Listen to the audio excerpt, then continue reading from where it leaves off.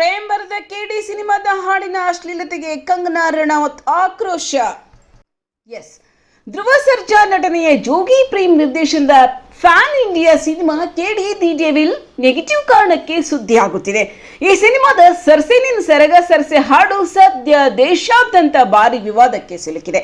ನರಾ ಫತೇಹಿ ಮತ್ತು ಸಂಜಯ್ ದತ್ ಅಭಿನಯದ ಈ ಹಾಡಿನ ಸಾಹಿತ್ಯ ಮತ್ತು ನೃತ್ಯ ಸಂಯೋಜನೆಯ ಬಗ್ಗೆ ಈಗ ನಟಿ ಹಾಗೂ ಸಂಸದೆ ಕಂಗನಾ ರಣಾವತ್ ತೀವ್ರವಾಗಿ ಕಿಡಿಕಾರಿದ್ದಾರೆ.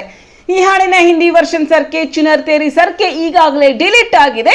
ಸುದ್ದಿ ಸಂಸ್ಥೆ ANI ಜೊತೆ ಮಾತನಾಡಿದ ಕಂಗನಾ ರಣಾವತ್, ಬಾಲಿವುಡ್ ಅಶ್ಲೀಲತೆ, ಗಿಮಿಕ್ ಮತ್ತು ಅಟೆನ್ಷನ್ ಪಡೆಯುವ ತಂತ್ರಗಳಲ್ಲಿ ಎಲ್ಲ ಮಿತಿಗಳನ್ನ ಮೀರಿದೆ. ಇಡೀ ದೇಶವೇ ಇವರನ್ನು ಖಂಡಿಸುತ್ತಿದೆ, ಆದರೆ ಇವರಿಗೆ ಯಾವುದೇ ನಾಚಿಕೆ ಇಲ್ಲ ಎಂದು ನನಗನ್ನಿಸುತ್ತದೆ.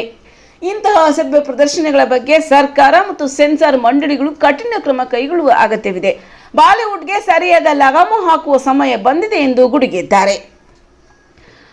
ಇನ್ನು ಕೆಡಿ ದಿ ಡೆವಿಲ್ ಚಿತ್ರದ ಈ ಹಾಡಿನ ಆರಂಭಿಕ ಸಾಲುಗಳು ಲೈಂಗಿಕತೆಯನ್ನು ಬಿಂಬಿಸುವ ದ್ವಂದ್ವಾರ್ಥದ ಪದಗಳಿಂದ ಕೂಡುವೆ ಎಂಬ ಗಂಭೀರ ಆರೋಪ ಕೇಳಿ ಬಂದಿದ್ದು, ಆನಂದ್ ಆಡಿಯೋ ಈ ಹಾಡನ್ನು ಕನ್ನಡ, ಹಿಂದಿ, ತೆಲುಗು, ತಮಿಳು ಮತ್ತು ಮಲಯಾಳಂ ಭಾಷೆಗಳಲ್ಲಿ ಬಿಡುಗಡೆ ಮಾಡಿದೆ. ತೀವ್ರ ಪ್ರತಿರೋಧ ಮತ್ತು ಸಾರ್ವಜನಿಕರ ಆಕ್ರೋಶದ ಬೆನ್ನಲ್ಲೇ ಈ ಹಾಡಿನ ಹಿಂದಿ ಆವೃತ್ತಿಯನ್ನು ಯೂಟ್ಯೂಬ್ನಿಂದ ಅಧಿಕೃತವಾಗಿ ತೆಗೆದುಹಾಕಲಾಗಿದೆ.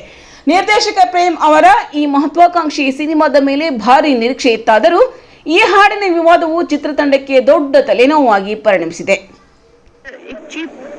टैक्टिक्स और अटेंशन सीकिंग के लिए बॉलीवुड ने हर हद पार कर दी है. सारा देश जो है वो उनको धिक्कार रहा है. उनको दिलता और एक चीप या टैक्टिक्स और अटेंशन सीकिंग के लिए बॉलीवुड ने हर हद पार कर दी है. सारा देश जो है वो उनको धिक्कार रहा है, उनको फटकार रहा है. लेकिन कोई, मुझे नहीं लगता उनको कोई भी शर्म है, क्योंकि इस तरह के गाने हम बचपन से सुनते आ रहे हैं. ये कोई बड़ी बात अभी नहीं हुई है.